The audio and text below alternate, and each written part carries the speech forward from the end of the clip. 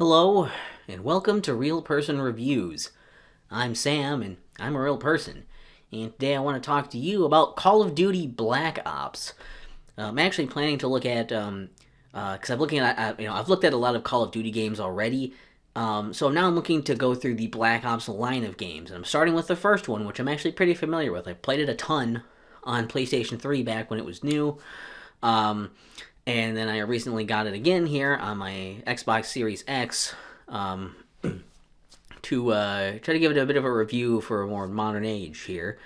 And since this is the first one, I'm gonna maybe explain this a little more detail. I'm trying to. I won't get too granular. I'll try not to be too crazy about it, but I want to explain at least some of like gameplay stuff and whatever, in case you're just starting. The first Black Ops is probably not the craziest starting point for a Call of Duty thing, so I'll explain a bit of this. But the only other thing, I guess, for prefacing beforehand here, along with written review in the description, is that for footage, I'm probably mostly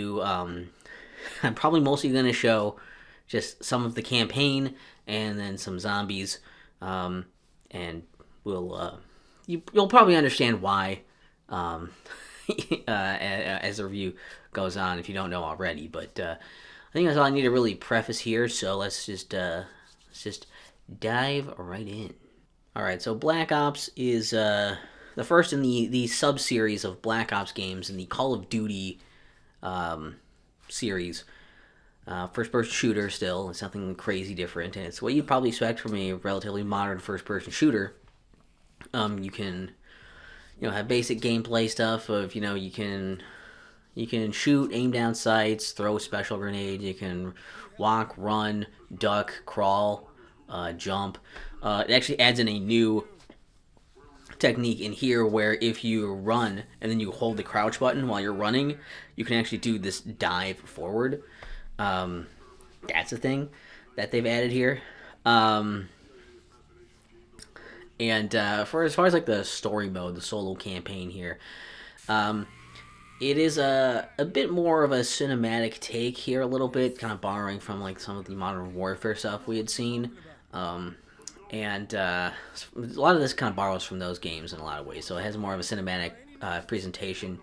You're playing as a secret agent that was doing Black Ops missions for the military, and basically you're in an interrogation room, and they're just interrogating you. They're having you play a lot of missions through flashbacks of remembering what you did, because they're trying to get certain information out of you. You don't really know what they're trying to get out of you, but they're trying to get something that's very important out of your head, and so they're trying to get it from you.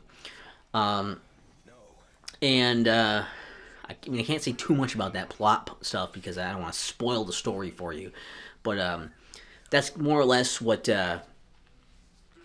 you're doing for that, and that entails missions like a lot of running through here, like a lot of ducking behind cover, popping out, shooting enemies, a lot of having your buddies with you, your AI companions also fighting alongside you. You're not like lone wolfing it here. You're working together with people, and doing some pretty linear objective to objective things throughout your missions. There's a lot of close quarters combat. There's some more open areas in some parts. There's a few sections where you're fighting, lots of enemies. There are sections where a few sections where you're like in a vehicle or manning a turret or something. There's some of those sprinkled in there as well. There's a little bit of stealth stuff in there for missions, but largely it is go to the spot and do the thing that you're told to right away for each thing, and then at the end of these things you're given more cutscenes, more information, and the plot slowly unfolds. And that's about what I can say about that without, again, getting too spoilery, other than I guess the setting here is like during the Cold War era, so some of like the references and weapons and music and things are from so period appropriate, as far as I know. Multiplayer makes a return here, which is unsurprising. Multiplayer here is, I think, kind of what you would expect, but multiplayer, let's see, for this, they do add a few things into the multiplayer here, like one of the things is COD points, which are kind of like an in-game currency you can use to purchase weapons, attachments, cosmetics for yourself and your weapons, those kinds of things. You get those kind of like experience, because you still get experience from killing enemies and doing all these challenges and things and whatnot. As you naturally play through, you'll be getting more experience, ranking up, and ranking up unlocks things as well. But usually it unlocks access, where the money unlocks actually getting the thing. So there's a bit of a separation for those, and so winning matches and doing certain things can get you more money. You can also buy contracts, which are specialized challenges that you pay for, and then once you beat them, you'll get the payout for them. They also have introduced these wager matches where you put some of your money on the table. Everybody puts their money on the table, and they compete in these different game modes. And whoever wins that game mode, whatever, gets all of the. I guess there's a first, second, and third place for this. You'll get a certain money, a certain amount of that pot based on your ranking at the end of it. They've also added in the ability to do split screen, local split screen with this. So basically, it can be you and your friend are playing on your console, and then you can play online with other people doing that. And other people online can do it as well. They will have to mooch off of the stuff you have on you, or as opposed to having their own account. But at least that is an option you can use. And they've also added in combat training, which allows you to play against bots, whether you're doing that online against bots or just doing it offline, locally, whatever. Again, doing that, you can set up having different bots and just practice, to certain levels or weapons or what have you. That's a new option here. Then the other big thing here is Zombies mode. Now, this is coming back from World at War. But since I haven't done a review on that yet, and you might just be jumping into this without playing World at War, I'll kind of go into that a bit here too. So Zombies is a mode where essentially, like it sounds, you're trying to survive an onslaught of zombies. They come in waves, they start coming in and breaking through barriers and stuff and infiltrating whatever the level is. And you start off armed with just a pistol to try and fend them off. You also have 500 points in your pocket right away. Doing damage to zombies gets you points, killing zombies gets you points, and building up, rebuilding these barricades that they knock down will also get you points. And points are basically used to buy things while you're out here. You can use it to open up doorways to other parts of the levels. You can use them to buy weapons and ammo off of the walls. You can use them to use this. There's a mystery box that shows up that you can get random weapons out of there that don't show up on the walls. And there are also these like perks you can get called Perca-Colas. And you can drink those to get perks like, a quick revive or Juggernog, which makes it so you can take more hits, stuff like that. And if you go down, a zombie, like it knock you down or whatever, you get hit too much, you go down, you can be revived, but you will lose all of your perks if you go down. If you aren't revived in time, then you're dead, and if the rest of your team survives that round, at the beginning of the next round, you'll respawn. You won't have any weapons anymore either. You'll just start with a pistol again, but you'll still be in the game. But if everybody goes down, then that's game. It's game over. There's also some power-ups in here as well you can pick up. So there's like insta-kill, which for the duration of that, anything that gets damaged, the enemies will die in one hit. There's a double points, which just gives you double the points for any actions you're doing that are getting you points. There's fire sale, which makes that gun box appear because it can move around to different locations. If you get like this little teddy bear thing comes out, it moves to another random location of the set locations it can show up. Fire sale will make a box show up at every location for a limited amount of time, so everybody can get pulls at it. Then there's max ammo, pretty self-explanatory. There's Carpenter, which will just fix all of the barricades in the level. And then there's a big bomb that's called a Kaboom, where you do that and every zombie that's in the level at that point will die. So more might spawn in afterwards, but everything that's currently there will die. So those are like the main things are that. It's about trying to strategize, what weapons do you want, who's buying what things, which perks, who's buying what doors and whatnot. And seeing how long you can survive. They're also, as the waves go on, you get more and more zombies. They start to get a bit faster, more aggressive. They keep getting more health, so it gets it's harder to kill them. They also have you can blow up like their legs, and they'll be crawling around afterwards, and still can attack you for a bit. There are some crawling ones that actually walk around that will look different, and like if you You can kind of see like a weird like gas around them. So if you kill them, then once they're dead, their bodies explode into like these noxious fumes, and it'll hurt you and make your vision kind of blurry. And then there's some waves, randomly you'll have waves where you're fighting a bunch of these big fiery zombie dogs that are just spawning in with lightning everywhere. Um, that's mostly what you have to look forward to there, and it's about how many waves can you survive. It's how long can you last, how far can you get. That's the idea. Um, that's pretty much all there is for the zombies. That's pretty much all there is for the modes, I guess, in general. Now, uh, this game has a lot of really good stuff about it, for sure. I think that this overall package is very good. So the campaign is very interesting. It's very flashy. Again, they've got some of the more cinematic value, so it's kind of fun. It's got a good pace to it, also, not only with doing different stuff.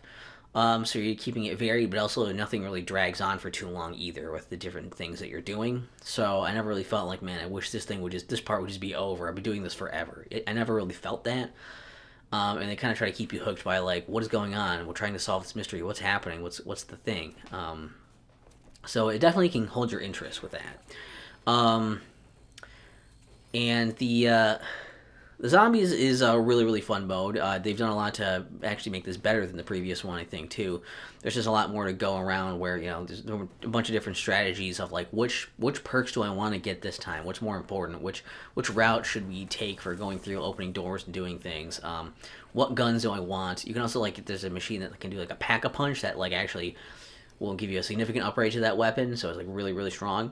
That's another thing you can do. So you're like, well, which weapons? There's another thing where it's like, I want to see every weapon, upgrade to see what they do, and like what's going to be the best combination of weapons and perks that I have and my teammates have, and what we're doing and our roles in this. There's a lot for replayability there. Even on just the basic few maps that you get without any DLC. And so that's a ton of fun actually, especially with friends. That's a very fun mode. Um, Multiplayer is very good, which is not that surprising. Multiplayer in Call of Duty around this time was all pretty good. Um, I think that the split screen local stuff was like being able to do local online split screens. You didn't have to have like go home so we can play the game together or something with your friend. I think that was huge. I think it was great. I think the extra modes you get for like these special like a gun game and sharpshooter and stuff like that from these like wager matches were really fun takes on this. Like gun game is one where you would go and like basically everybody starts with the same gun, and then as you kill people you get the next gun in the line. If somebody stabs you with a knife, you go reset back one in the line of guns, and whoever gets kills with every single weapon in the set of weapons first wins. That's really a really cool mode, uh, yeah, there's some really cool stuff going on with that as well. And again, it plays well, and still unlocking stuff and leveling up and customizing things. It's always they already had an award winning formula there really, and they kept that. And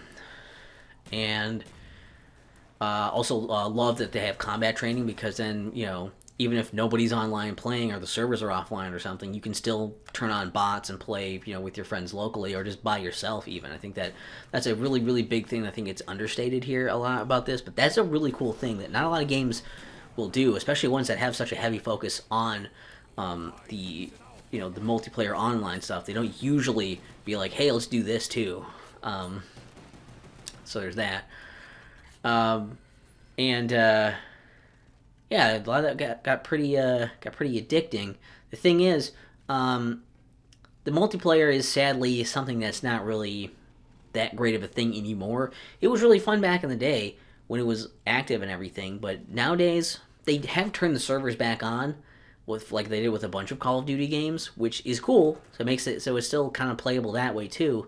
But you're pretty much relegated these days to team deathmatch, maybe some free for all, maybe like a search and destroy, and like maybe a handful of hardcore things might have something going depending on when you look.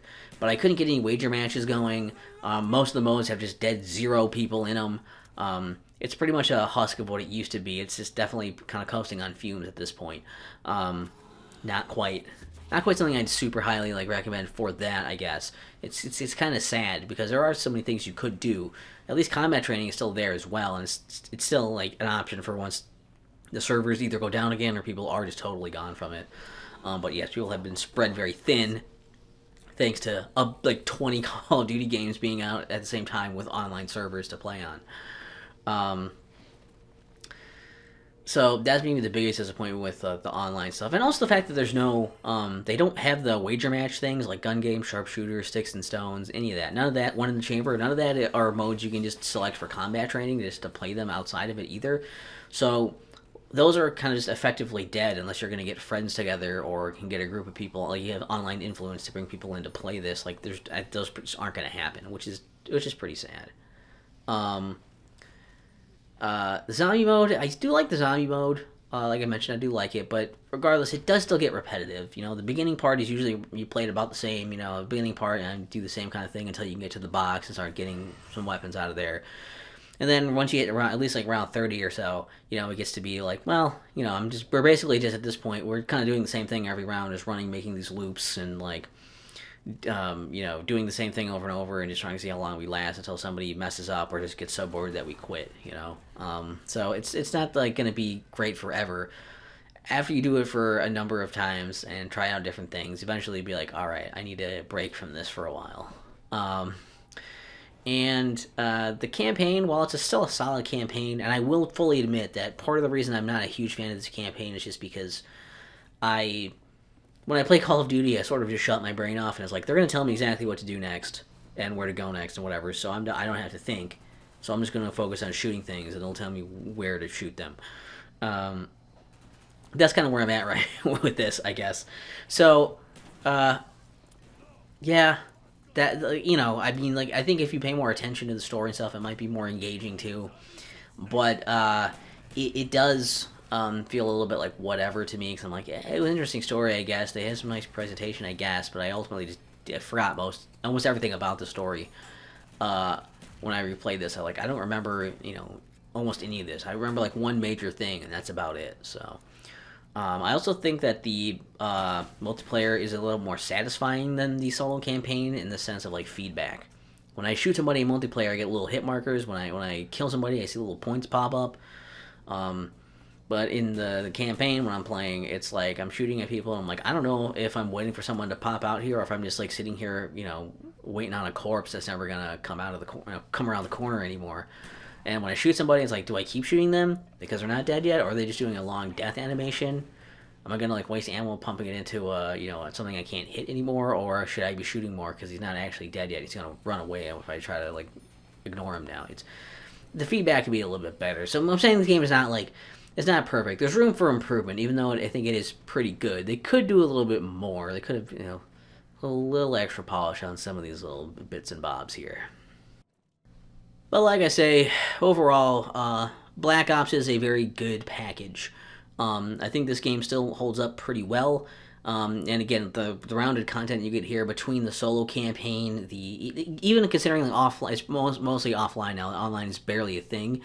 Between the single player campaign, between the zombies mode, and the fucking multiplayer like offline combat training with bots thing, I think this is still a really good one to have right now. It still holds up pretty well.